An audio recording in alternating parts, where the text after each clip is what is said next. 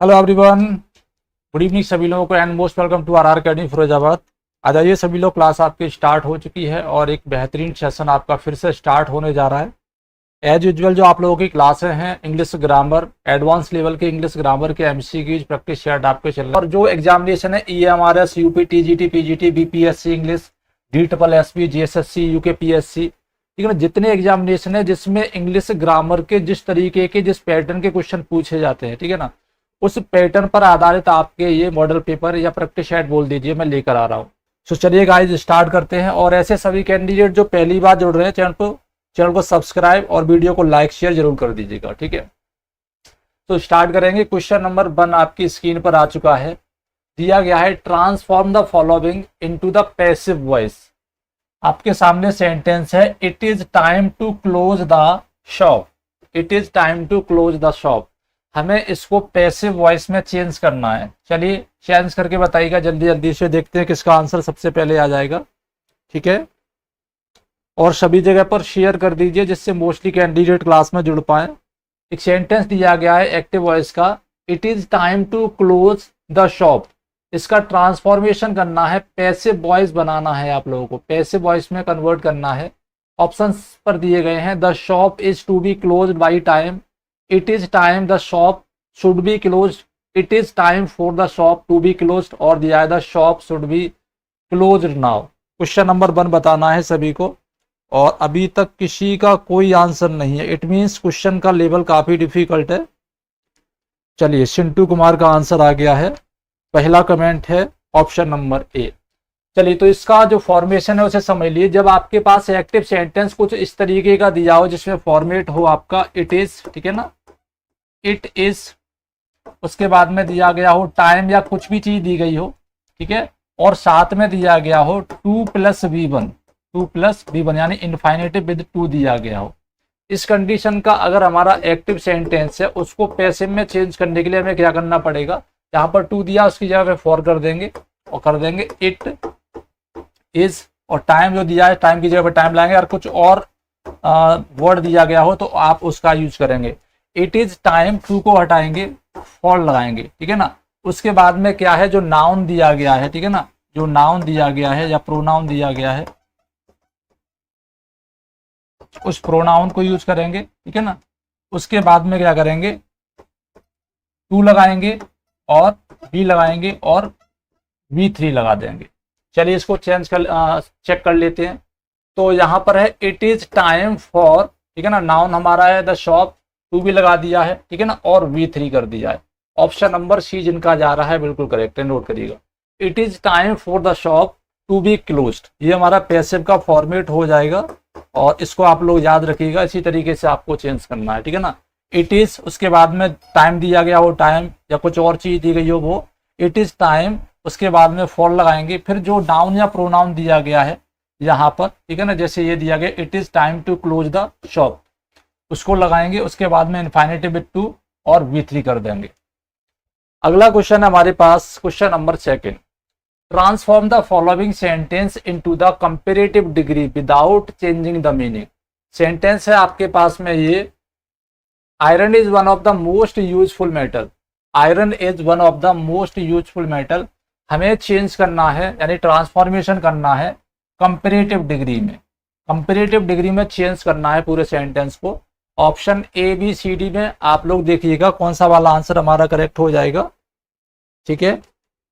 चलिए चिंटू शशि पाठक का आंसर है ऑप्शन नंबर ए। चलिए तो इसको चेक कर लेते हैं। अब देखिए यहाँ सेंटेंस को एनालाइज करेंगे। Iron is one of the most useful metal, one of the most useful metal यानी वन ऑफ द बताया है, यानी जितने मोस्ट यूजफुल मेटल हैं उनमें से एक है। ये तो बताया गया है कि iron is the most useful metal, but ऐसा नहीं है कि आयरन जितने और यूजफुल मेटल नहीं है। वन ऑफ द मोस्ट यानी कि टॉप मोस्ट में से आयरन एक है, यानी और भी हैं जो मोस्ट यूजफुल हैं। तो यहाँ पर हम क्या करेंगे, जब मोस्ट यूजफुल दिया गया, one of the most useful दिया गया, तब क्या करते हैं, तो iron is more useful than most other metals, यानी जो और मोस्ट यूजफुल मेटल हैं उनमें से मोर यूजफुल है। ऑप्शन नंबर बी हमारा करेक्ट हो जाएगा। अगर ये सेंटेंस ऐसा होता, iron is the most useful, iron is the most useful metal, तब हम करते iron is more useful than any other metal, यानी कि द मोस्ट दिया गया हो तब हम एनी अदर करते हैं, वन ऑफ द मोस्ट दिया गया हो तब हम क्या करते हैं, देन मोस्ट अदर करते हैं। ठीक है, ऑप्शन नंबर बी को टिक करिएगा। अगला क्वेश्चन हमारे पास, transform the following into an affirmative sentence. अब हमें दिए हुए सेंटेंस को क्या बनाना है, अफर्मेटिव में चेंज करना है। There is no smoke without fire, मतलब इसका जो इंटेंडेड मीनिंग है वो मीनिंग भी चेंज नहीं होना चाहिए, और ये हमें अफर्मेटिव में कर देना है, मतलब जिसमें कोई भी नेगेशन, नेगेटिव एडवर्ब कुछ भी यूज नहीं करना है, और इसका मतलब भी वही रहना चाहिए। ऑप्शन ए पर है, smoke and fire are always present, wherever there is a smoke there is a fire, smoke is never found without fire, और fire is the reason for smoke। तो क्वेश्चन नंबर 3 का right answer कौन सा हो जाएगा? चलिए, Urmila option C आ रहा है। Good evening Urmila, good evening. तो चलिए पहले सेंटेंस को समझिए, सेंटेंस टेक्निकली क्या कह रहा है, there is no smoke without fire. ये एक यूनिवर्सल फैक्ट है कि स्मोक के, यानी कि फायर के बिना स्मोक नहीं होता, आग के बिना धुआं नहीं होता, ये एक यूनिवर्सल फैक्ट है। तो इंटेंडेड मीनिंग हमारा यही रहना चाहिए अफर्मेटिव में। Smoke and fire are always present, it is not intended meaning, ठीक है ना, टेक्निकली सही नहीं है। Wherever there is smoke, कहीं पर भी अगर धुआं है, ठीक है ना, देयर इज अ फायर, तो आग जरूर होगी। ऑप्शन नंबर बी हमारा करेक्ट हो जाएगा, जिनका ऑप्शन नंबर बी है बिल्कुल ठीक है। नेक्स्ट क्वेश्चन है, transform the following into interrogative form. Interrogative form में चेंज करना है। सेंटेंस हमारे पास, everybody likes to achieve success. Sentence है हमारे पास, everybody likes to achieve success, ठीक है ना, यानी कि हर व्यक्ति चाहता है कि उसे सफलता मिले। तो इसका हमें क्या करना है, इंटेरोगेटिव फॉर्म बनाना है। तो ऐसे सेंटेंस जो एवरीबॉडी से स्टार्ट हो रहे हो, और अगर हमें उसका इंटेरोगेटिव बनाना है तो वो कैसा बनेगा, वो नेगेटिव बनेगा, ठीक है ना, नेगेटिव बनेगा, तब उसका वो इंटेंडेड मीनिंग हमारे सामने आएगा। तो एवरीबॉडी को चेंज कर देंगे किसमें, एवरीबॉडी को चेंज करेंगे as a question word who, यानी कि एवरीबॉडी, हर व्यक्ति चाहता है सफल होना। अब हम इसको कहेंगे कि सफल होना कौन नहीं चाहता है, मतलब सब लोग सफल होना चाहते हैं। सो आंसर हो जाएगा हमारा हु से स्टार्ट, ठीक है ना, क्या हो जाएगा हु, और प्रेजेंट का टेंस है तो हो जाएगा who does not like, who does not like to achieve success, ठीक है। आंसर हमारा हो जाएगा ये, कहां पर है देख लीजिएगा, who does not like to achieve success. Option number A में बिल्कुल करेक्ट है, ऑप्शन नंबर ए जिनका जा रहा है बिल्कुल ठीक है। नेक्स्ट वन, अगला क्वेश्चन है, transform the following into the exclamatory sentence. अब हमें दिए हुए सेंटेंस को एक्सक्लेमेटरी सेंटेंस में चेंज करना है। It was a very sad spectacle, it was a very sad spectacled, बहुत, सैड का मतलब दुख भरा, ठीक है ना, बहुत दुख भरा दृश्य था, ठीक है। इसको क्या करना है, हमें एक्सक्लेमेटरी सेंटेंस में चेंज करना है। चलिए चेंज करिए और बताइए क्वेश्चन नंबर 4 का राइट आंसर कौन सा हो जाएगा। क्वेश्चन नंबर 4 का राइट आंसर बताना है, अभी तक किसी का आंसर नहीं आ रहा है, sorry question number 5, option number B आ गया है। तो जहां कहीं भी सेंटेंस में दिया गया है इट इज, ठीक है ना, यानी कि फॉर्मेशन आ जाए अ वेरी प्लस एडजेक्टिव, ठीक है ना, अ वेरी प्लस एडजेक्टिव, तो वेरी को चेंज कर देते हैं हम किसमें, वाट में। हालांकि चेंज हम किस में कर सकते हैं, वाट या हाउ में भी चेंज कर सकते हैं, बट हाउ का यूज हम जब करते हैं जब हाउ के साथ में कोई एडवर्ब हो, ठीक है ना, हाउ के साथ में कोई एडवर्ब होती है तो एडजेक्टिव के लिए चेंज करेंगे हम वाट में। What a sad spectacle it was, what का यूज करेंगे, ठीक है ना, और आर्टिकल जो यूज किया गया वो लगाएंगे, उसके बाद में हमारा एडजेक्टिव रहेगा, एडजेक्टिव के बाद में जो नाउन है नाउन रहेगा, ठीक है ना, उसके बाद में जो सब्जेक्ट है उस सब्जेक्ट को लाएंगे, वो वर्ब सबसे लास्ट में होगी, और एक्सक्लेमेशन साइन आपका लास्ट में हो जाएगा। So option number A correct हो जाएगा, ठीक है ना। हालांकि ग्रामेटिकली ये ठीक है, बट ये नेचुरल नहीं लगता है, how sad spectacle it was, ठीक है, बट ये appropriate answer option number A, ठीक है ना। नेक्स्ट बढ़ेंगे अगले क्वेश्चन पर। Transform the following into the simple sentence. हमें सिंपल सेंटेंस में चेंज करना है दिया हुआ sentence. As soon as he saw the police he ran away. As soon as she saw the police she ran away. As soon as he saw the police he ran away. इसको हमें simple sentence में change करना है, simple sentence में। अब हमें ये पता लगाना है कि ये कौन सा सेंटेंस है। As soon as he saw the police, जैसे ही उसने पुलिस को देखा वह भाग गया। ये हमारा एक कॉम्प्लेक्स सेंटेंस है। क्या है ये? कॉम्प्लेक्स सेंटेंस है। ओके, अब कॉम्प्लेक्स सेंटेंस को सिंपल सेंटेंस में चेंज करना है। तो इसका सिंपल सा फॉर्मूला है कि जो सेंटेंस आपके एज सून एज से स्टार्ट हो, याद रखिएगा, ऐसे सेंटेंस जो एज सून एज से स्टार्ट हो, ठीक है, उस पूरे क्लॉज को, यानी सबऑर्डिनेटेड क्लॉज है, इस पूरे सबऑर्डिनेट क्लॉज को हम क्या करेंगे, प्रेजेंट पार्टिसिपल का यूज कर देंगे इसमें, ठीक है ना। प्रेजेंट पार्टिसिपल का यूज कर देंगे, मतलब V plus I N G, जो काम हुआ है उसमें V plus I N G. तो as soon as he saw the police, यानी कि सीइंग द पुलिस, क्या हो जाएगा, सीइंग द पुलिस। आंसर हो जाएगा सीइंग द पुलिस, पुलिस को देखकर, ठीक है ना, पुलिस को देखकर। Seeing the police he ran away. Option number ए जिनका जा रहा है बिल्कुल ठीक है। ओके, अगर हम इसको देखें he ran away because he saw the police, तो ये हमारा कैसा, ये कॉम्प्लेक्स सेंटेंस बन रहा है। No sooner did he see the police than ran away, ये हमारा कॉम्प्लेक्स सेंटेंस है। ये वाला भी he saw the police and ran away, ये हमारा कंपाउंड सेंटेंस है। कैसा है ये? कंपाउंड सेंटेंस है। और हमको बनाना क्या है, सिंपल सेंटेंस बनाना है, ठीक है, सिंपल सेंटेंस बनाना है। अब सिंपल सेंटेंस पता कैसे करेंगे कि सिंपल सेंटेंस है ये नहीं है। एक सिंपल सेंटेंस में एक सब्जेक्ट और एक फाइनाइट वर्ब, यानी कि मेन वर्ब होती है। इसमें सब्जेक्ट ही है और मेन वर्ब रेन है। बाकी हमारा क्या है, पार्टिसिपल फ्रेज है जो एडजेक्टिव का कार्य कर रही है। अगला क्वेश्चन है हमारे पास, transform the following into passive voice. अब हमारे पास फिर से एक सेंटेंस है जिसे पैसिव वॉइस में चेंज करना है। दिया गया है, did he remember to deliver the documents. Did he remember to deliver the document, क्या उसको याद है डॉक्यूमेंट डिलीवर करना, ठीक है। क्वेश्चन नंबर 7 बताना है, ध्यान से पढ़ लीजिएगा कौन सा वाला आंसर हमारा करेक्ट हो जाएगा। जितने क्वेश्चन मैं यहां पर करा रहा हूं, यकीन मानिए, अगर आप इसमें से, मान लीजिए मैंने 50 क्वेश्चन कराए और 50 में से अगर आपके 40 क्वेश्चन ठीक जा रहे हैं, इसका मतलब आप टॉप 10 कैंडिडेट्स में से हैं जो ग्रामर के 100 में से 90 क्वेश्चन सही करके आएंगे। लेकिन आप खुद एनालाइज करिए आपको कितने क्वेश्चन सही जा रहे हैं। चलिए 7 का ऑप्शन नंबर। अब इस एक्टिव सेंटेंस को एनालाइज करिए। इसमें क्या है, सेंटेंस दिया गया did he remember, simple sentence दिया गया, उसके बाद में इन्फिनेटिव विद टू आ जाए, मतलब 2 + V1 बीच में आ जाए, इस तरीके का फॉर्मेट आ जाए। 2 दिया गया हो, ठीक है ना, और V1 दिया गया हो।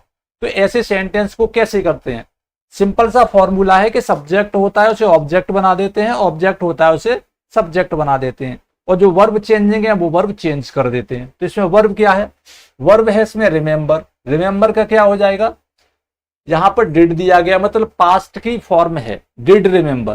तो पास्ट के फॉर्म में डिड को हम यूज करते हैं किसमें, पैसे में जाके वाज में। तो वाज से स्टार्ट होगा सेंटेंस हमारा, ठीक है ना, वाज से, या फिर स्टार्ट होगा किससे, वर से। पूछिए मैंने ये क्यों किया, क्योंकि अब हमारे पास में जो नया सब्जेक्ट आएगा वो नया सब्जेक्ट क्या होगा, डिपेंड करता है इन वर्ब के लिए। तो नया सब्जेक्ट, यहाँ पर जो ऑब्जेक्ट है द डॉक्यूमेंट, वो क्या हो जाएगा, यहाँ पे नया सब्जेक्ट हो जाएगा। अब डॉक्यूमेंट कितने हैं, बहुत सारे हैं, तो वर्ब कौन सी हो जाएगी, वर हो जाएगी, ठीक है ना, वर the documents, were the documents, ठीक है ना, वर द डॉक्यूमेंट्स। अब क्या है, वर्ब है इसमें रिमेंबर, वर्ब क्या है, रिमेंबर। तो रिमेंबर की थर्ड फॉर्म क्या हो जाएगी, रिमेंबर्ड हो जाएगी। वर द डॉक्यूमेंट्स रिमेंबर्ड, ठीक है ना। अब टू डिलीवर दिया गया, इसको चेंज करेंगे पैसिव में, तो इन्फिनेटिव विद टू दिया गया, उसको पैसिव में चेंज करने के लिए करते हैं टू, उसके बाद बी, ठीक है ना। अब ये जो वर्ब है डिलीवर, इसका भी पैसिव बन जाएगा to be deliver, to be deliver, ठीक है ना। किसके द्वारा, तो सब्जेक्ट है यहां पर ही जो ऑब्जेक्ट बन जाएगा, बाई हिम, ठीक है। ये आंसर हमारा हो गया और लास्ट में क्वेश्चन मार्क लगा देंगे। तो देख लीजिए कहां पर है, वर द डॉक्यूमेंट्स रिमेंबर, ये नहीं है, were the documents remember to be delivered by him. ठीक है, ये ऑप्शन नंबर बी हमारा करेक्ट हो जाएगा, जिनका ऑप्शन नंबर बी है बिल्कुल ठीक है, चेक कर लेना एक बार। ठीक है, आगे बढ़ते हैं अगले क्वेश्चन पर। नेक्स्ट क्वेश्चन है transform the following into the superlative degree. अब हमें सुपरलेटिव डिग्री में चेंज करना है। दिया गया Australia is not as large as Asia. Australia is not as large as Asia, superlative degree में बनाना है सेंटेंस को। चलिए क्वेश्चन नंबर 8 देखते हैं किसका करेक्ट आता है। ठीक है, चलिए नेहा शर्मा, सौरभ नायक, उर्मिला, शबा फरीन, सभी लोग बताइए क्वेश्चन नंबर 8 का राइट आंसर क्या हो जाएगा। क्वेश्चन नंबर 8 का राइट आंसर क्या हो जाएगा, नो आंसर। ठीक है, तो Australia is not as large as Asia, इसका मतलब क्या है? इसका मतलब यह है कि ऑस्ट्रेलिया उतना लार्ज नहीं है जितना एशिया है, मतलब एशिया बड़ा है ऑस्ट्रेलिया से। कंपैरेटिवली अगर बात करें तो एशिया बड़ा है ऑस्ट्रेलिया से, लेकिन हमें सुपरलेटिव बनाना है। तो सुपरलेटिव में जो मीनिंग इंटेंडेड है वो ये कि एशिया सबसे बड़ा होना चाहिए। तो एशिया इज द लार्जेस्ट, मतलब लार्जेस्ट। अब किसमें लार्जेस्ट है? एशिया और ऑस्ट्रेलिया दोनों क्या है? कॉन्टिनेंट है। तो क्या हो जाएगा, Asia is larger than Australia, Asia is the largest continent in the world. Option number ये हमारा करेक्ट हो जाएगा। ठीक है ना, क्योंकि यहां पर क्या है, यहां पर ये दिया गया कि Australia is not as large, मतलब एशिया जितना लार्ज है उतना ऑस्ट्रेलिया नहीं है, मतलब ऑस्ट्रेलिया छोटा है। तो एशिया हमारा बड़ा है और वो हमें सुपरलेटिव डिग्री में यूज करना है। तो Asia is the largest continent in the world, option number ये हमारा ठीक है। ठीक है, अगला क्वेश्चन है the project team leader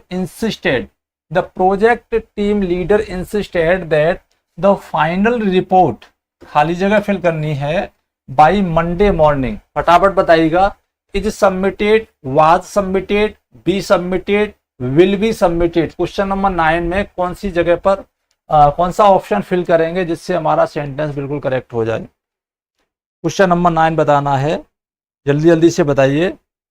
no answer. तो सेंटेंस को आइडेंटिफाई करिए। The project team leader insisted, insist आ जाए, प्रोवोक आ जाए, ठीक है ना, डिमांड आ जाए, कमांड आ जाए, सजेस्ट आ जाए, सजेशन आ जाए, ठीक है ना, विश आ जाए, डिजायर आ जाए। ऐसे वर्ब जो इन चीजों को एक्सप्रेस करते हैं और साथ में दैट क्लॉज का यूज किया गया हो, तो उसके आगे जो हमारा वर्ब लगता है वो बेस फॉर्म में लगता है। ठीक है ना, बेस फॉर्म में लगता है। रिगार्डिंग लेस की सब्जेक्ट क्या है, सिंगुलर है या प्लूरल है, कोई फर्क नहीं पड़ता। ठीक है ना, कंजक्टिव मोड जिसे बोलते हैं। तो insist that the final report, अब बी फॉर्म में लगेगा, बेस फॉर्म क्या हो जाएगा, बी फॉर्म हो जाएगा। तो बी फॉर्म कहाँ है यहाँ पर, be, become, be submitted. Option number C हमारा करेक्ट हो जाएगा, इनका ऑप्शन नंबर सी है, बिल्कुल ठीक है। अगला क्वेश्चन है by the time the auditor arrive next week the account department, फिर खाली जगह है, ऑल द नेसेसरी डॉक्यूमेंट्स। तो prepares, will be preparing, will have prepared, has prepared. Question number 10 का राइट आंसर बताना है, कौन सा आंसर हमारा करेक्ट हो जाएगा। क्वेश्चन नंबर 10 का राइट आंसर बताना, जल्दी जल्दी से बताइएगा। ऑप्शन सी आ रहा है, ऑप्शन सी एग्जैक्टली, जिनका ऑप्शन नंबर सी है बिल्कुल करेक्ट है। ठीक है ना, अब क्यों सही है ये समझ लीजिए। ये फ्रेज आ जाए बाय द टाइम, ठीक है ना, बाय द टाइम आ जाए, मेरी बात को समझ लीजिएगा, by the time, by the time आ जाए और सिंपल प्रेजेंट टेंस में हो, ये किसमें हो, सिंपल प्रेजेंट टेंस में हो, या नहीं भी हो, मेरी बात को समझिए, इंटेंडेड हो यानी सिंपल प्रेजेंट हो तो भी ठीक है, इंटेंडेड हो यानी कि मान लें कि ये है तब भी, और हो वास्तविक रूप से तब भी, ये हमारा फ्यूचर यानी कि सिंपल फ्यूचर को डिनोट करता है। सिंपल फ्यूचर को, सिंपल फ्यूचर का मतलब है फ्यूचर इंडेफिनिट को, ठीक है ना, फ्यूचर इंडेफिनिट को। अब जब एक टेंस हमारा फ्यूचर इंडेफिनिट में है और दिया गया कि दूसरा काम भी हुआ है, तो एक टेंस जब फ्यूचर इंडेफिनिट में, दूसरा वाला हमारा फ्यूचर परफेक्ट में हो जाएगा। किसमें हो जाएगा, फ्यूचर परफेक्ट में हो जाएगा, नोट कर लेना। आंसर क्या हो जाएगा, will have prepared, option number C. अगला क्वेश्चन हमारे पास में, आई विश खाली जगह है, that non disclosure agreement before I sign it, now I realise I made a mistake. ठीक है ना, थोड़ा बड़ा सेंटेंस हो गया है, इसमें क्या करेंगे, वुड रीड करेंगे, हैड रीड करेंगे, रीड करेंगे, वुड हैव रीड करेंगे। आई wish I would read, I wish I had read, I wish I read, I wish I would have read. क्या करेंगे, यहां पर रिग्रेट एक्सप्रेशन दिया जा रहा है। The sentence express a past regret about some incident और सम एक्शन। जब कहीं पास्ट के किसी सिचुएशन, किसी एक्शन के बारे में रिग्रेट एक्सप्रेस किया जाए और आई विश का यूज किया जाए, ठीक है ना, विश का यूज किया जाए, तो उस फॉर्म में हम लिंकिंग वर्ब या ऑक्सिलरी वर्ब के रूप में हैड का यूज करते हैं, ठीक है ना। तो आंसर क्या हो जाएगा, I wish I had read, option number B हमारा करेक्ट हो जाएगा। I wish I had read that non disclosure agreement before I sign it, ठीक है ना। Now I realise I made a mistake. Next में अगला क्वेश्चन है, the lecturer asked the student if, खाली जगह दी गई है, उसके बाद में दिया गया है द कंसेप्ट ही, उसके बाद फिर से खाली जगह है the previous day. The lecturer asked the student, यहां पर जो रिपोर्टिंग वर्ब है, देखिए पूरे सेंटेंस को समझिए। The lecturer asked the student, ठीक है ना, इफ का यूज किया गया है, सब्जेक्ट से स्टार्टिंग हो रहा है सेंटेंस, ठीक है। तो स्पष्ट तौर पे झलक रहा है कि ये सेंटेंस हमारा इनडायरेक्ट नरेशन में है, इनडायरेक्ट नरेशन में यूज किया गया है। तो रिपोर्टिंग वर्ब जो है वो हमारी पास्ट में है, तो पूरा एक्शन हमारा पास्ट सीक्वेंस में होना चाहिए। अब पास्ट सीक्वेंस में क्या है, the lecturer asked the student if they understand. Suppose कर लीजिए एक आंसर कोई अंडरस्टैंड कर लीजिए, मान लीजिए हमने पहला ऑप्शन ही ले लिया है, the lecturer asked the student if they understand या understood, if they understood the concept he taught. मतलब यहां पर हमें दो एक्शन दिखाई दे रहे हैं, एक ये कि बच्चों ने अंडरस्टैंड किया, दूसरा ये कि टीचर ने सिखाया था।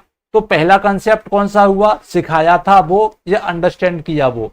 तो पहले टीचर ने सिखाया था, उसके बाद बच्चों ने क्या किया, अंडरस्टैंड किया। तो यहां पर क्या है, पास्ट एक्शन सीक्वेंस चल रहा है। तो पास्ट परफेक्ट टेंस में जो काम पहले हो जाता है पास्ट परफेक्ट में बनता है, जो बाद में होता है वो पास्ट इंडेफिनिट में बनता है, भले ही ये डायरेक्ट इनडायरेक्ट नरेशन है। तो हमारा ये वाला जो क्लॉज है, इफ दे अंडरस्टैंड हो जाएगा, अंडरस्टूड हो जाएगा, ठीक है ना, इफ दे अंडरस्टूड हो जाएगा। इसके बाद में the concept he had taught, ये हमारे दूसरे में भर जाएगा।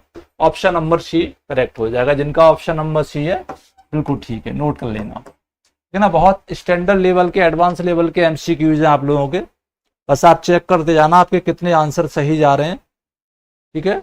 चलिए भाई, बच्चों ने बाद में अंडरस्टूड किया ना, टीचर ने पहले पढ़ाया था, तो जो काम बाद में हुआ है उसे पास्ट परफेक्ट में नहीं बना सकते, जो पहले हुआ है उसको पास्ट परफेक्ट में बनाएंगे। आगे बढ़ते हैं अगले क्वेश्चन पर। नेक्स्ट क्वेश्चन हमारे पास, हार्डली, फिर उसके बाद में स्पेस है, the presentation started when the fire alarm went of disrupting the entire meeting. फटाफट बताएंगे, हार्डली के बाद में क्या फिल करेंगे।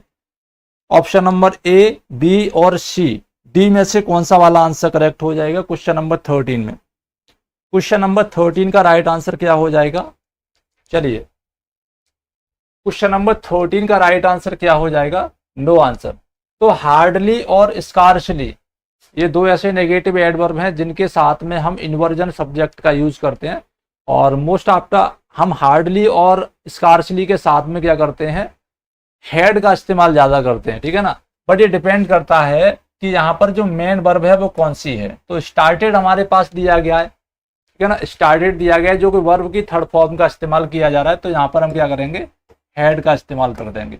Hardly had the speaker, hardly had the speaker finished the presentation. कहाँ पर है ये, गलत कैसे हो रहा है, hardly the speaker had, hardly had, चलिए इसको फिल कर लीजिए। Hardly had the speaker finished the presentation started, ठीक है ना, when the fire alarm went off. Option number B हमारा करेक्ट हो जाएगा। जिनका ऑप्शन नंबर बी है बिल्कुल ठीक है।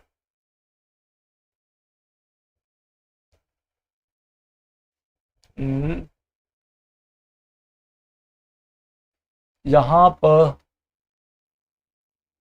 पर एक सेकंड रुकिएगा, इसके प्रिंट करने में थोड़ी सी प्रॉब्लम हुई है, ठीक है ना। यहाँ पर स्टार्टेड नहीं है, ठीक है ना, ये वर्ब नहीं है, ये वर्ब नहीं है, मेरी बात को ध्यान से समझिएगा, ये कोई वर्ब नहीं है, ये स्टार्ट ही है, ठीक है ना, ये स्टार्ट ही है। वर्ब ऑलरेडी हमारे ऑप्शन में दी गई है, ठीक है ना, वर्ब ऑलरेडी ही ऑप्शन में दी गई है। Hardly had the speaker finish, ठीक है ना, हार्डली दिया गया है और हार्डली के साथ में हमारा वी ऑलरेडी है। यहाँ पर देखिएगा हार्डली दिया गया है ना, तो हार्डली लगा दीजिए, हार्डली, उसके बाद में had, inversion subject the speaker, ठीक है ना, और उसके बाद में वर्ब की थर्ड फॉर्म फिनिश्ड, फिनिश्ड, ठीक है ना, ये फिनिश्ड हो गया। इसके बाद में जो दिया गया है वो ऑब्जेक्ट है, इसका फिनिश का ऑब्जेक्ट है, और ऑब्जेक्ट क्या है, द प्रेजेंटेशन स्टार्ट, ये पूरा इसका ऑब्जेक्ट है। नया क्लॉज स्टार्ट हो रहा है यहां से, ठीक है ना, when the fire alarm went off. So right answer हमारा केवल ऑप्शन नंबर बी है, ठीक है ना, hardly had the speaker finished, option number B जिनका जा रहा है बिल्कुल करेक्ट। अगला क्वेश्चन है, शी एक्ट्स, खाली जगह दी गई है, शी फिर से खाली जगह दी गई है, the only person who mattered in the entire company. Question number 14 बताना है, कौन सा वाला आंसर हमारा करेक्ट हो जाएगा। ओके प्रीति, गुड इवनिंग, गुड इवनिंग सभी लोगों को, गुड इवनिंग। जल्दी जल्दी से बताइएगा कौन सा वाला आंसर करेक्ट हो जाएगा। क्वेश्चन नंबर 14 बताना है। तो यहां पर क्या है, सी एक्ट्स एज इफ, वह ऐसे एक्ट करती है जैसे कि शी इज। अब एज इफ आ रहा है, एज इफ के साथ में हाइपोथेटिकल कंडीशन स्टार्ट हो जाती है, अनरियल कंडीशन स्टार्ट हो जाती है, इसके साथ में इज का इस्तेमाल नहीं करते, ठीक है ना। लाइक दिया गया है, लाइक के साथ में यहाँ पर प्रेजेंट फॉर्म है, प्रेजेंट इंडेफिनिट में, सी एक्ट्स लाइक शी वाज, तो लाइक के साथ में यानी कि एक्ट्स के साथ में वाज का इस्तेमाल भी नहीं कर सकते। As if were, option number C जिनका जा रहा है बिल्कुल ठीक है, ठीक है ना। एक अनरियल, एक हाइपोथेटिकल सिचुएशन एक्सप्रेस करने के लिए हम एज इफ, ठीक है ना, एज इफ के साथ में सब्जेक्ट के बाद जो वर्ब लगाते हैं वर का इस्तेमाल करते हैं, वेदर सब्जेक्ट सिंगुलर हो या प्लूरल हो मैटर नहीं करता, ठीक है ना। सो ऑप्शन नंबर सी जिनका जा रहा है बिल्कुल ठीक है। She acts as if she were the only person who matter in the entire company, यानी कि वो ऐसे एक्ट करती है जैसे कि वो इकलौती सदस्य है जो कंपनी के काम में मैटर करती है, बाकी कोई मैटर नहीं करता है। आगे बढ़ेंगे अगले क्वेश्चन पर। नेक्स्ट क्वेश्चन है, it is high time the government, खाली जगह है, it is high time the government action to stabilize the currency. तो it is high time the government takes, government is taking, government took और had taken. Question number 15 बताना है, कौन सा वाला ऑप्शन हमारा करेक्ट हो जाएगा क्वेश्चन नंबर 15 में। चलिए मेघा जैन, सौरभ नायक, क्वेश्चन नंबर 15 है हमारा, जल्दी जल्दी से बताएं कौन सा आंसर करेक्ट हो जाएगा। वेरी गुड, जिनका राइट आंसर आ रहा है टुक, एग्जैक्टली बिल्कुल ठीक है। अब टुक क्यों है, जब आपके पास फ्रेज हो as a starting point, it is high time, it is time, it is high time हो, इट इज टाइम हो, ठीक है ना। सब्जेक्ट के बाद में हमारी जो फॉर्म लगती है सिंपल पास्ट की लगती है, वर्ब फॉर्म कौन सी होती है, सिंपल पास्ट की होती है। सिंपल पास्ट का मतलब मेरा है वर्ब की सेकंड फॉर्म लगती है, तो सेकंड फॉर्म क्या है, टुक। ऑप्शन नंबर सी जिनका जा रहा है बिल्कुल करेक्ट है। अगला क्वेश्चन है, she has been training with the team for 6 months but she space दिया गया है, yet in an official match she has been training, ठीक है ना। तो इसमें पढ़ना है is not played, was not played, has not played और did not play. Question number 16 में करेक्ट ऑप्शन कौन सा हो जाएगा फिल करने के लिए, जल्दी जल्दी से बताइएगा। और मिला ऑप्शन सी आ रहा है, नेहा शर्मा पास, बिल्कुल ठीक है। क्वेश्चन नंबर 16 का राइट आंसर है जिन लोगों का option number C, because tense हमारा प्रोजेक्ट परफेक्ट कंटिन्यूअस में है, तो परफेक्ट की हमारी फॉर्म लगेगी। ऑप्शन नंबर सी जिनका है has not played, okay, option number C correct हो जाएगा। यानी she has been training with the team for 6 months, यानी कि टीम के साथ में उसकी जो ट्रेनिंग चल रही थी 6 महीनों से चल रही है, ठीक है, लेकिन फिर भी वो ऑफिशियल मैच में नहीं खेली है। ऑप्शन सी हमारा करेक्ट हो जाएगा। नेक्स्ट वन क्वेश्चन नंबर 17 है, the data collected from 100 surveys, the data collected from the 100 surveys and space फिर से दिया गया है, compiled into a final report. तो क्या करेंगे, वाज और इज बीइंग, वर और वाज और वाज बीइंग, वर और आर बीइंग। क्वेश्चन नंबर 17 बताइएगा राइट आंसर क्या हो जाएगा क्वेश्चन नंबर 17 का। चलिए मंटू ऑप्शन सी बता रहे हैं, जल्दी से बताएं कौन सा वाला आंसर करेक्ट रहेगा। नेहा शर्मा 16, क्वेश्चन नंबर 17 बताना है। सौरभ दीक्षित सी। चलिए सो यहां पर देखिए सबसे पहले बात करते हैं सब्जेक्ट क्या है। सब्जेक्ट है हमारा डाटा। क्या है? डाटा। ठीक है ना, डाटा दिया गया है। अब डाटा को कलेक्ट किया गया है। Whenever we use data as a mass noun, मतलब ऐसी नाउन जो कलेक्ट की जा रही है as information, as a piece of a lot of piece of information. Information के रूप में डेटा कलेक्ट किया जा रहा है। जब इंफॉर्मेशन गैदर की जा रही है तो कंपाइलिंग की गई, उसको इकट्ठा की गई, तो जो इकट्ठा किया हुआ जो डेटा है उस कंडीशन में डिस्ट्रीब्यूशन के लिए मास नाउन का, सिंगुलर मास नाउन का यूज करते हैं उसमें। ठीक है ना, तो हमारा डेटा क्या हो गया? सिंगुलर सब्जेक्ट हो गया यहाँ पे। अगर इसको सेपरेटली पूछा जाए कि डेटा इसका सिंगुलर और प्लुरल, तो डेटा हमारा कैसा है? प्लुरल है। डेटा का सिंगुलर क्या बनता है? डॉटम बन जाता है। ठीक है ना, बट यहाँ पर हम इसे सेंटेंस में यूज कर रहे हैं तो ये इंटेंडेड मीनिंग है कि डेटा क्या है? कंपाइल किया गया है, तो ये सिंगुलर, इसके साथ में जो वर्ब लगेगी वो कैसी लगेगी? सिंगुलर वर्ब लगेगी। अब कलेक्टेड फ्रॉम 100 सर्विस, ठीक है ना, एंड अब यहां पर हमें वर्ब लगानी है अकॉर्डिंग टू दिस डेटा, यानी कि कलेक्ट कर लिया गया 100 सर्विस को और कंपाइल कर दिया गया। तो क्या करेंगे? वाज लगा हुआ है तो वाज के साथ में इज बीइंग नहीं करेंगे। ठीक है ना, वर दिया गया, वर के साथ में वाज नहीं करेंगे। वाज और बीइंग, ऑप्शन नंबर सी जिनका जा रहा है बिल्कुल करेक्ट है। ठीक है, ऑप्शन नंबर सी जिनका जा रहा है बिल्कुल करेक्ट है। अगला क्वेश्चन हमारे पास, before the industrial revolution, before the industrial revolution, खाली जगह है, खाली जगह दी गई है, लाइफ फिर से खाली जगह दी गई है। ठीक है, चलिए बताइएगा कौन सा वाला आंसर फिल करेंगे। Before the industrial revolution started, life was far from difficult for the average person हो जाएगा, या before the industrial revolution had started, या before the industrial revolution started और हैड स्टार्टेड। क्वेश्चन नंबर 18 में sequence of tense बताइए क्या रहेगा। चलिए नो आंसर, किसी का आंसर नहीं है। क्वेश्चन नंबर 18 बताना है तो चेक कर लीजिए, यहां पर दिया है बिफोर द इंडस्ट्रियल रिवॉल्यूशन। अब दो एक्शन यहां पर अकर हो रहे हैं। पहला क्या कि इंडस्ट्रियल रिवॉल्यूशन हुई है, ठीक है ना। अब उससे पहले क्या हुआ है कि लाइफ डिफिकल्ट थी लोगों की। इंडस्ट्रियल रिवॉल्यूशन से पहले लाइफ कैसी रही थी? डिफिकल्ट रही थी। तो जो काम पहले था वो परफेक्ट में होगा, ठीक है ना, और जो पहले नहीं था वो सिंपल में होगा। तो बिफोर द इंडस्ट्रियल रिवॉल्यूशन हमारे पास जो वर्ब ऑप्शन है उसमें से रिवॉल्यूशन के साथ में हम स्टार्टेड का यूज करेंगे। Before the industrial revolution started the life, अब इसके साथ में वाज का इस्तेमाल नहीं कर सकते, ठीक है ना, क्योंकि रहा है average person, difficult for the average person. तो हैड स्टार्टेड भी नहीं करेंगे क्योंकि परफेक्ट बन जाएगा, स्टार्टेड और हैड बीन हो जाएगा। अब इसको लगाइएगा, before the industrial revolution started life had been far more difficult for the average person, यानी कि इंडस्ट्रियल रिवॉल्यूशन स्टार्ट होने से पहले लोगों की लाइफ थी वो डिफिकल्ट से भी डिफिकल्ट थी। ओके, आगे बढ़ते हैं अगले क्वेश्चन पर। क्वेश्चन नंबर है 19।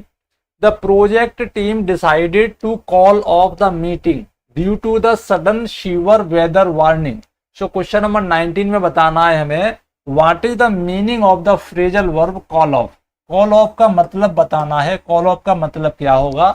इन the context of the sentence the project team decided to call off the meeting due to the sudden severe weather warning, यानी कि बहुत ही ज्यादा खतरनाक मौसम की जो वार्निंग थी उसके अनुसार क्या हुआ, प्रोजेक्ट टीम ने डिसाइड कर लिया टू कॉल ऑफ करना। अब टू कॉल ऑफ का मतलब बताना है पोस्टपोन इमीडिएटली, टू कैंसिल और abandon, to reschedule for a later date और to conduct an urgent discussion. Question number 19 बताना है कॉल ऑफ का मतलब क्या है। ये बहुत ज्यादा पूछा जाने वाला इडियोमेटिक एक्सप्रेशन है। फ्रेजल वर्ब है टू कैंसिल, बिल्कुल ठीक है। जिनका राइट आंसर है, चलिए आहाना, ओके, प्रीति, सौरभ, सभी का आंसर बिल्कुल ठीक है। टू कॉल ऑफ का मतलब है टू कैंसल और अबांडन, यानी कि किसी काम को कैंसिल कर देना जो पहले से प्लान था। ओके, आगे क्वेश्चन है the politician was forced to eat humble pie after his controversial statements were proven false. So what does the idiom to eat humble pie, to eat humble pie का मतलब क्या है in the context of the sentence? To suffer a financial loss, to apologize humbly and admit one's error, to accept an offer reluctantly, या to celebrate a small victory। to eat humble pie का मतलब बता देना है directly. to eat humble pie का मतलब क्या होता है? to eat humble pie का मतलब बता देना है क्या होता है। चलिए, आहना बिस्ट ऑप्शन बी बता रही हैं, उर्मिला ऑप्शन बी, और बिल्कुल ठीक है, to apologise humbly and admit one's error. ठीक है ना, कोई व्यक्ति अपनी गलती पब्लिकली एक्सेप्ट करता है, that is to eat humble pie. ठीक है ना, ऑप्शन बी हमारा करेक्ट रहेगा, जिनका राइट आंसर है ऑप्शन बी। नेक्स्ट वन है the company has finally decided to get rid of its outdated mainframe system. So which of the following phrase is the synonym of get rid of?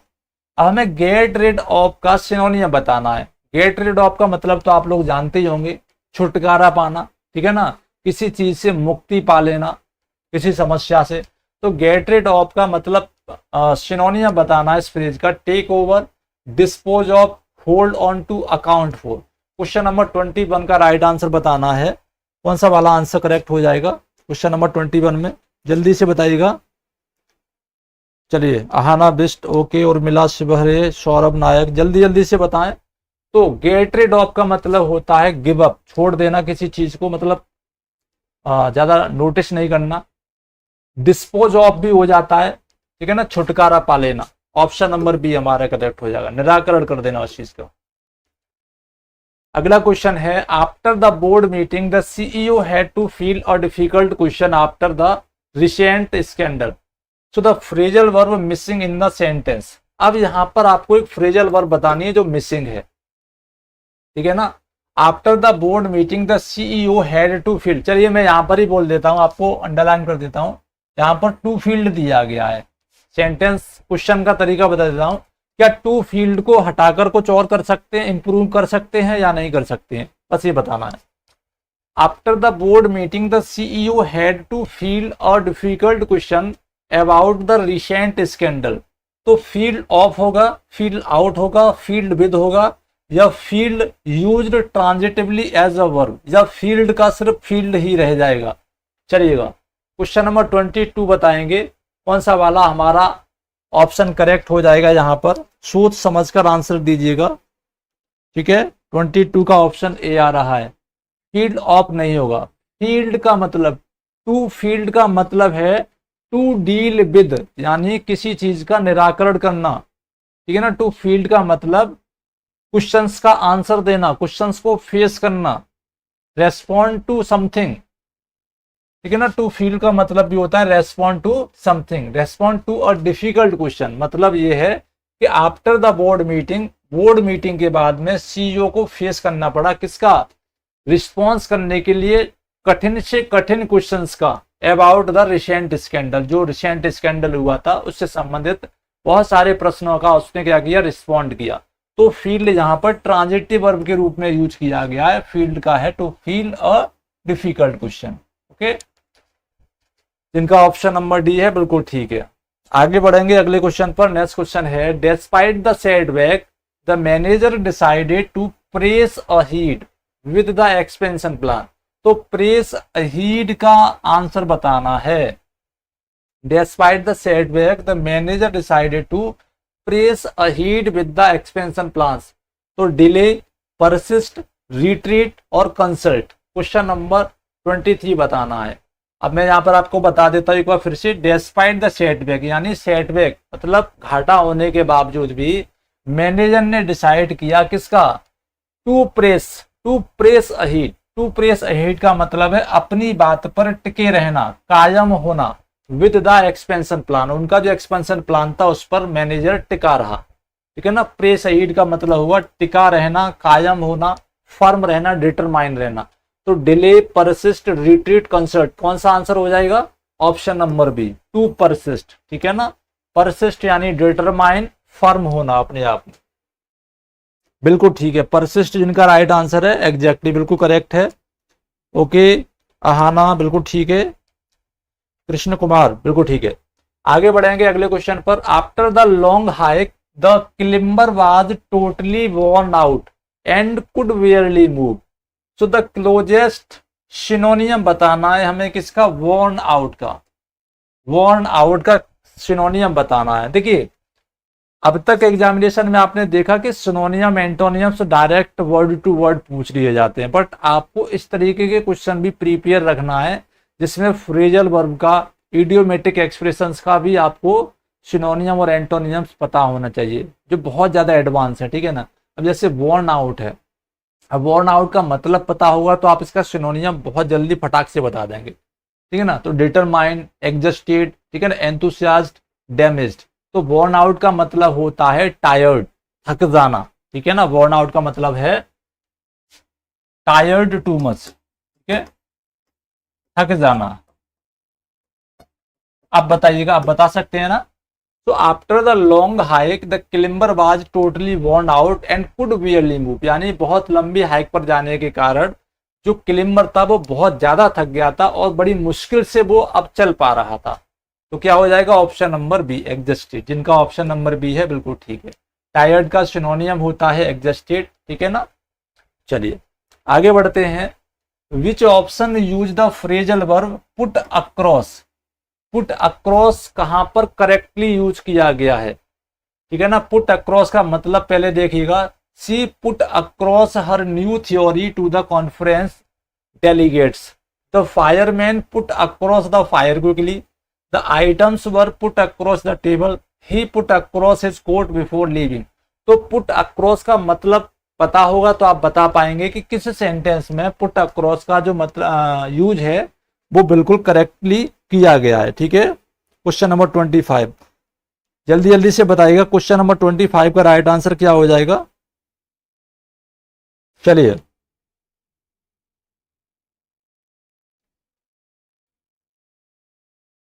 चलिए, so right answer goes to option number A. ठीक है ना, जिनका option number ए है बिल्कुल ठीक है।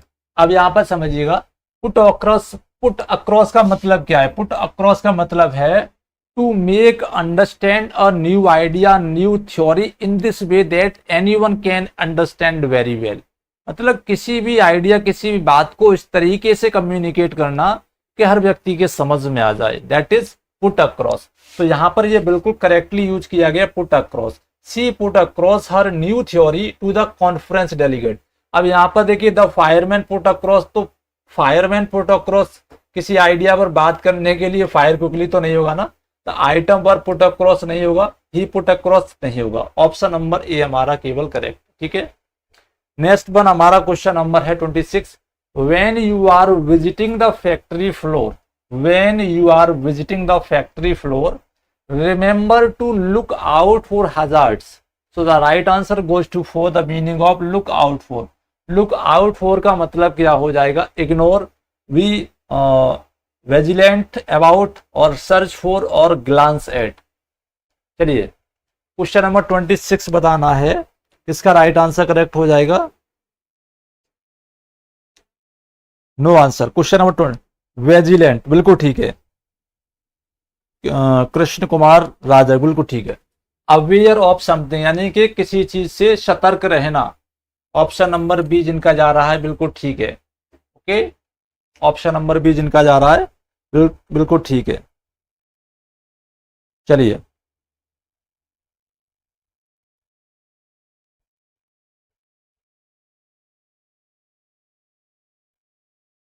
आगे बढ़ते हैं नेक्स्ट क्वेश्चन पे।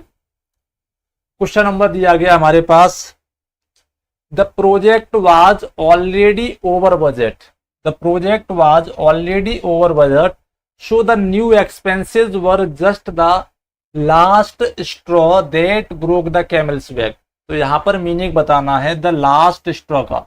The last straw in the context of this sentence stand for what? The first mistake in a series, the smallest problem that causes the final failure, the final decisive action taken, the most significant event in crisis. यानी the project was already over budget, project था वो over budget था पहले से ही।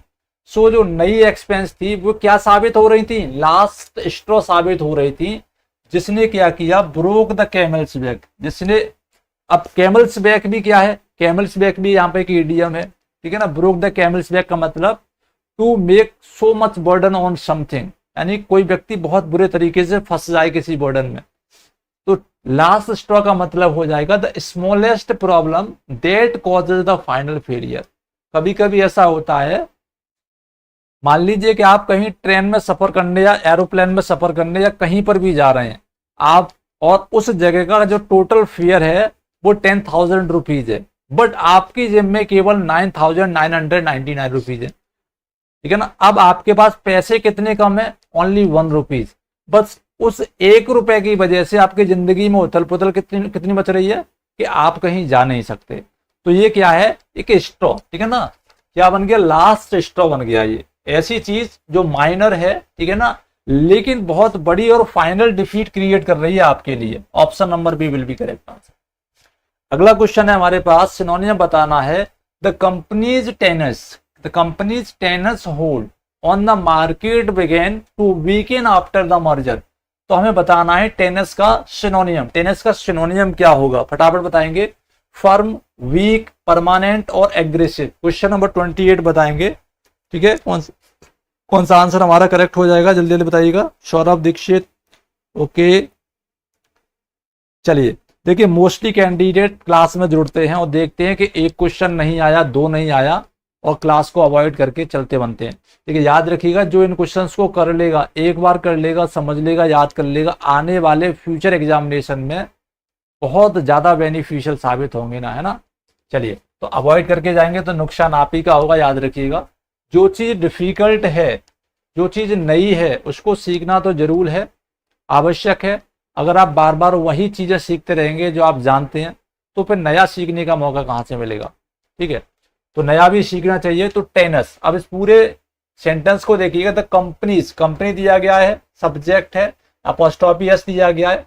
टेनस hold, ये पूरा word है टेनस hold. Hold का मतलब क्या होता है, पकड़। क्या होता है, पकड़, होल्ड करना किसी को। अब कंपनी की जो पकड़ है मार्केट पर, ठीक है ना, बिगेन टू वीकन, और कमजोर होती चली गई आफ्टर द मर्जर। जब कंपनी मर्ज हो गई, मार्केट में विलय हो गई या किसी दूसरी चीज में विलय हो गई, तो कंपनी की जो पकड़ थी वो और कमजोर होती चली गई। अब कंपनी की पकड़ तो मैंने बता दी। होल्ड यहाँ पर एज ए नाउन, होल्ड क्या है, एज ए नाउन के रूप में आ रहा है, ठीक है ना। ये क्या है, ये एडजेक्टिव है। क्या है, ये एडजेक्टिव है, टेनेस एडजेक्टिव के रूप में है। कैसी पकड़ है, फर्म, वीक, परमानेंट, एग्रेसिव। तो कंपनी की जो पकड़ है वो कैसी है, वेरी वीक। कैसी है, वेरी वीक। ठीक, वेरी वीक, बहुत कमजोर। तो टेनस का मतलब है वेरी वीक। ओके, सिनोनियम है वीक। अगला क्वेश्चन है, एंटोनियम बताना है। His phlegmatic response to the crisis surprised those expected panic.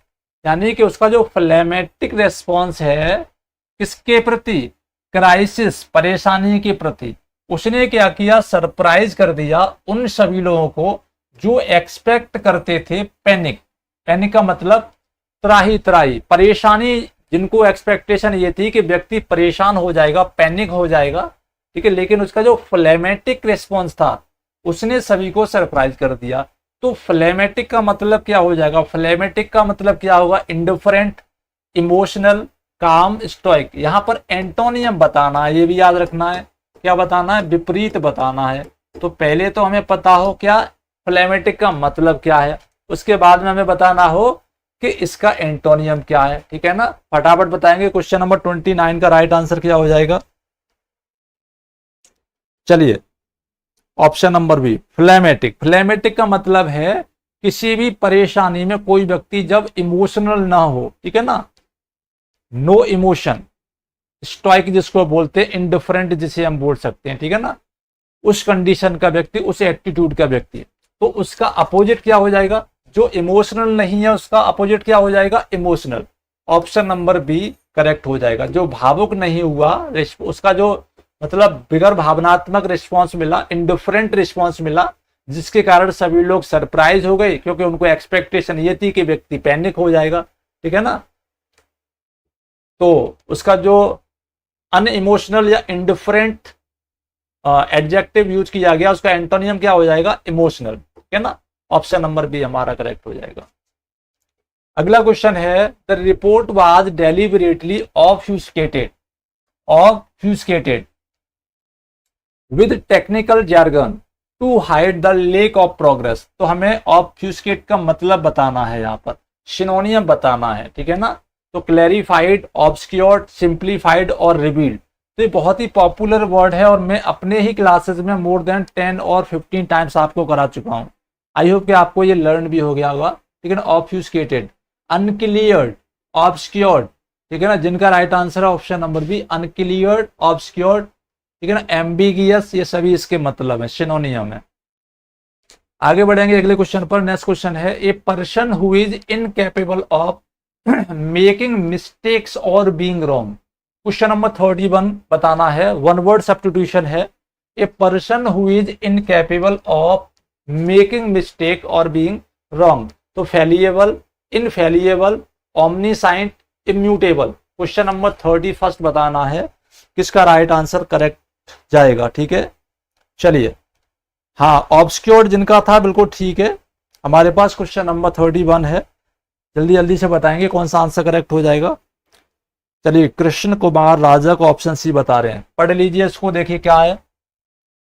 A person who is incapable, incapable मतलब जिसके अंदर कैपेसिटी नहीं है, अयोग्य है वो, ठीक है ना, जो कर नहीं सकता, क्या, मेकिंग मिस्टेक, ऐसा व्यक्ति जो मिस्टेक नहीं कर सकता, जो मिस्टेक करने में विफल हो, जिससे गलतियां होती ही ना हो, उसको क्या कहेंगे, इनफेलिएबल।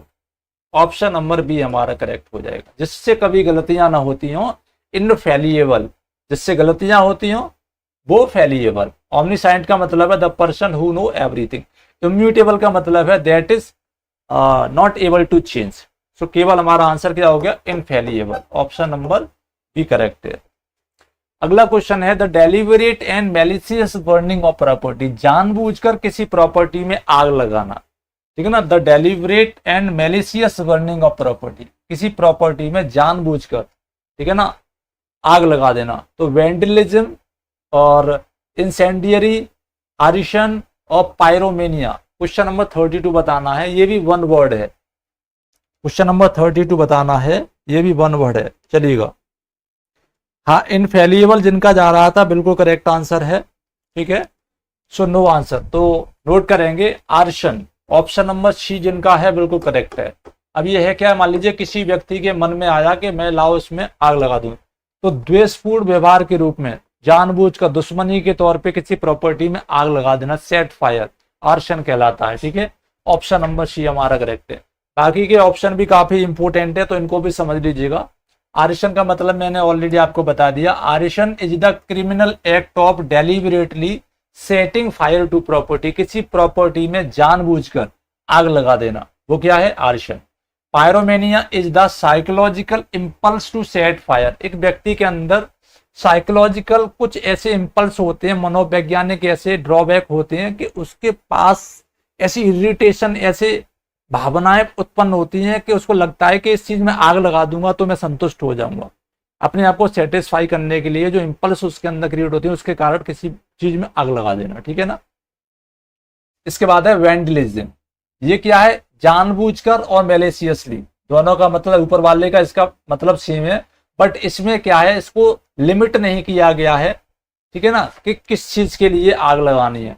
तो विलफुल और मैलिशियस डिस्ट्रक्शन और डिफेसमेंट ऑफ पब्लिक और प्राइवेट प्रॉपर्टी, किसी भी जगह को जानबूझकर डिस्ट्रक्ट करना, आग लगाने की बात नहीं हो रही, जानबूझकर बर्बाद करने की बात हो रही है, ठीक है ना। और इंसेंडियरी, इंसेंडियरी का मतलब है कैपेबल ऑफ कॉजिंग फायर, मतलब आग लगाने के लिए योग्य, आग लगाने वाला, आग लगा सकने वाला। तो ये बेसिकली रेफर किया जाता है किसके लिए, इनकंसीडरी डिवाइस, आग लगाने वाला जो डिवाइस होता है, और device design to cause fires, ठीक है। तो ये कुछ इंपोर्टेंट वर्ड थे, इनको भी आप लोगों को क्या करना है, लर्न कर लेना है, हो सकता है यहां से आपके पास क्वेश्चन आ जाए।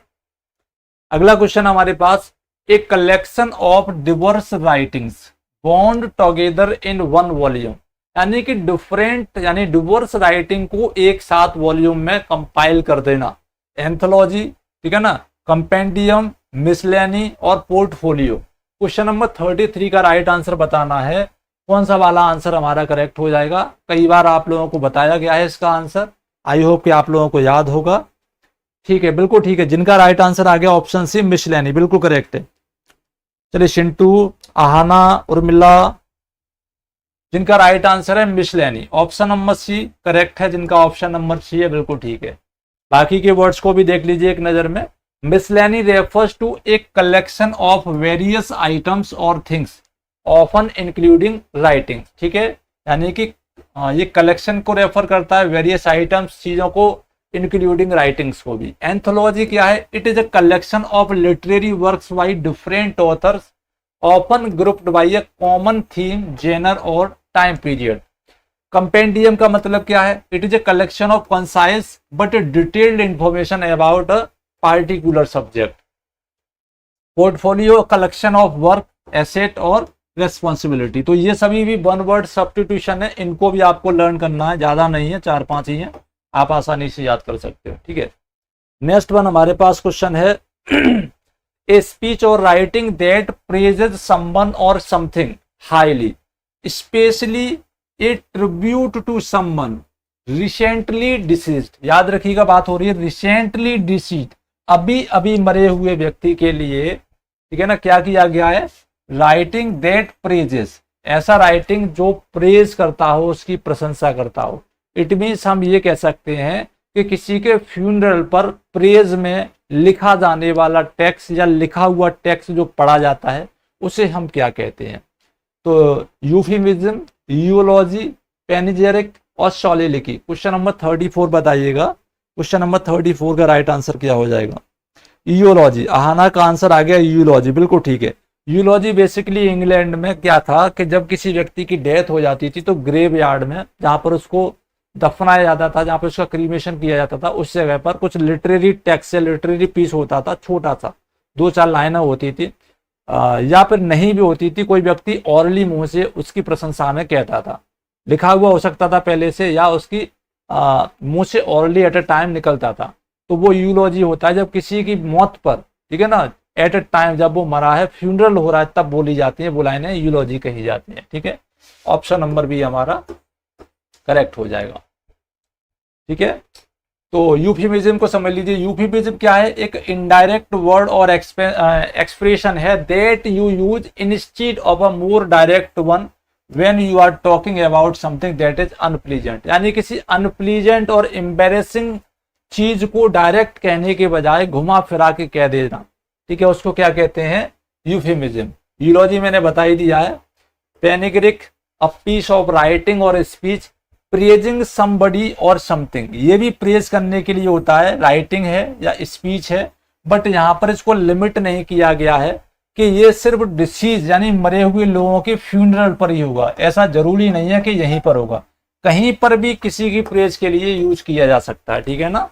सोलिलिकी क्या है, a speech in a play in which a character who is alone on the stage speak their thoughts allowed, एक अकेला कैरेक्टर जो स्टेज पर है अपने मन की बातों को तेज तेज बोलता है, ठीक है ना, और ये इंटेंशन होती है कि दूसरा कोई कैरेक्टर स्टेज पर उसकी बात को नहीं सुन रहा।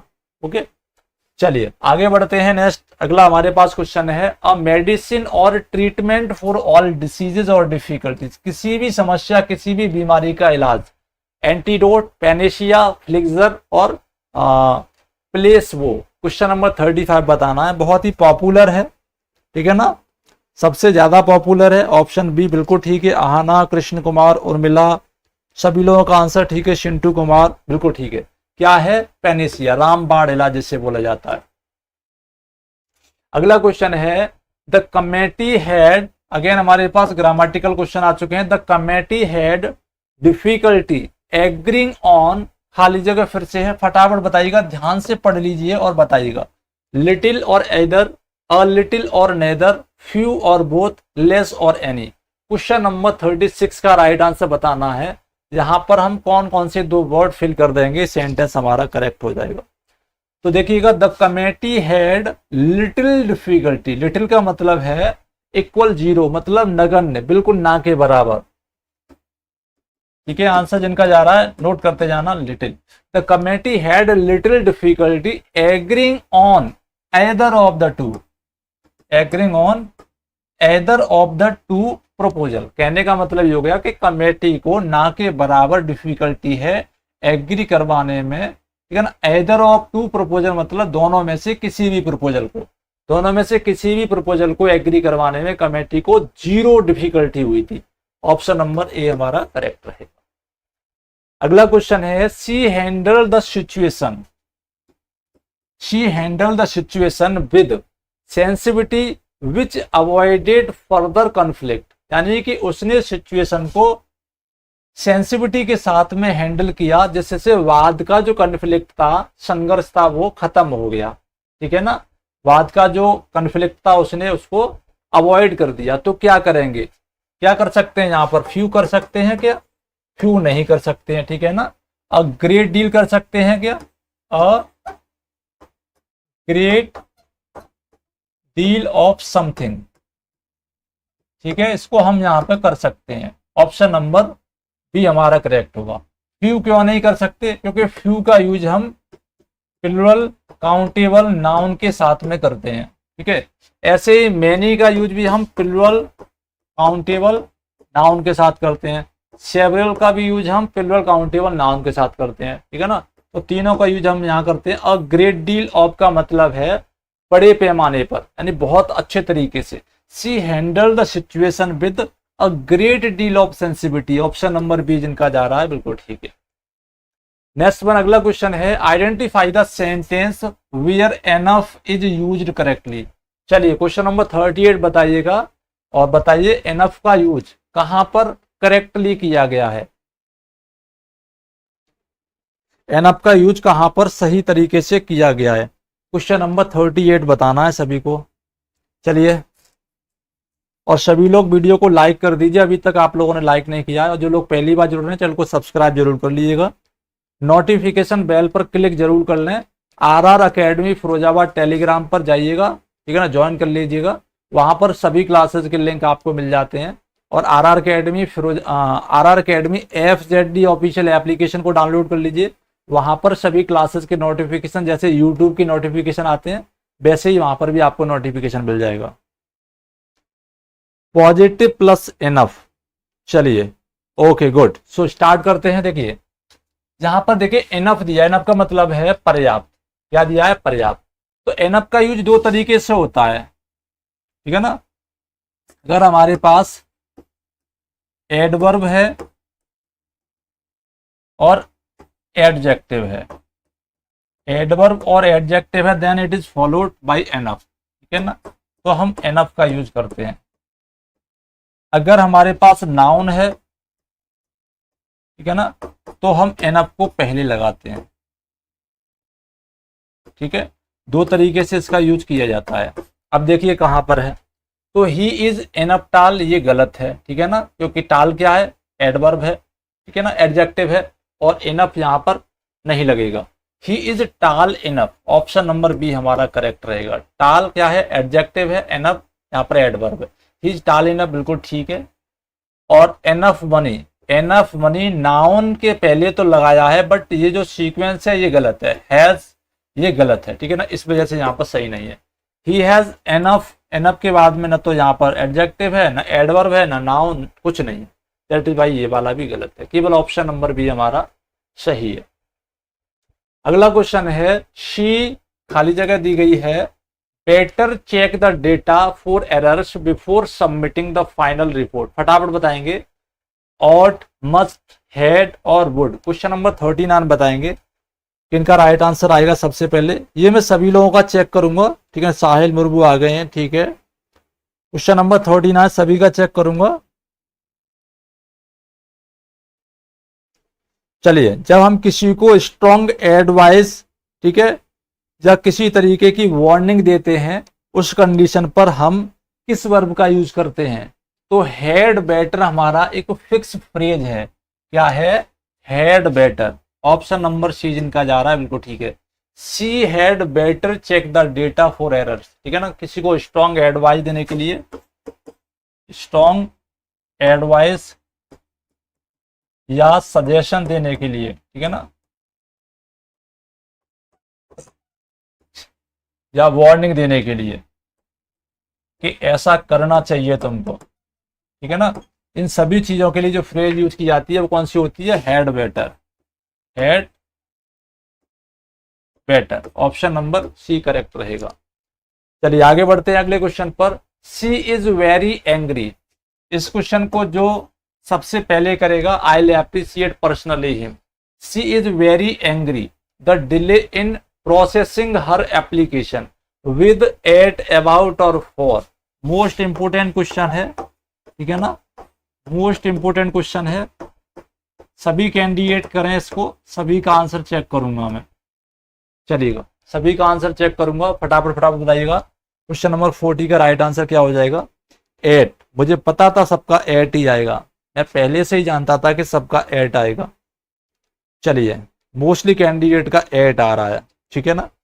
चलेगा, तो याद रखिएगा 8। I think you are all correct, but आपको एक चीज याद रखनी है कि whenever we have a situation, क्या हो, सिचुएशन, जब कहीं सिचुएशन की बात आ रही हो और कोई व्यक्ति सिचुएशन पर नाराज हो, then we have to use angry about. क्या करना है, एंग्री अबाउट। हालांकि एट का यूज हम कर सकते हैं, it is also correct, but angry about situation is appropriate. Note करिएगा, angry about situation is appropriate. अब हम बात करें किसकी, एट की, तो angry at behaviour, angry at behaviour, behaviour of someone. तो बिहेवियर के लिए क्या करते हैं, एंग्री एट का यूज करते हैं। अब आता है हमारा एंग्री विद, क्या आता है, angry with, angry with someone होता है, एंग्री विद समवन। किसी व्यक्ति पर गुस्सा हो तो एंग्री विद, किसी व्यक्ति के बिहेवियर पर गुस्सा हो तो एंग्री एट, किसी सिचुएशन, किसी परिस्थिति, किसी कंडीशन पर गुस्सा आ रहा हो, इरिटेशन हो रही हो तो एंग्री अबाउट करते हैं। तो यहां पर आंसर जाएगा हमारा angry about. Option number C जिनका है बिल्कुल करेक्ट है। सो गाइस, आज की क्लास बताइएगा कितने क्वेश्चन आप लोगों के करेक्ट हुए, ठीक है ना। और जो लोग पिछली क्लासेस में नहीं जुड़े हैं, पिछली क्लासेस को जरूर देखिएगा, जिससे कि आपका एक बेस बनता चला जाए। और डेली क्लास अटेम्प्ट करिएगा। 8:30 PM और 8 PM 9 PM के बीच में आपकी क्लास शेड्यूल हो जाती है, ठीक है ना। इससे आपको बहुत बेनिफिट मिलेगा एग्जामिनेशन में। आई होप कि आप 100 में से 100 क्वेश्चन भी सही करके चले आए इंग्लिश ग्रामर के। Okay, so good night, take care.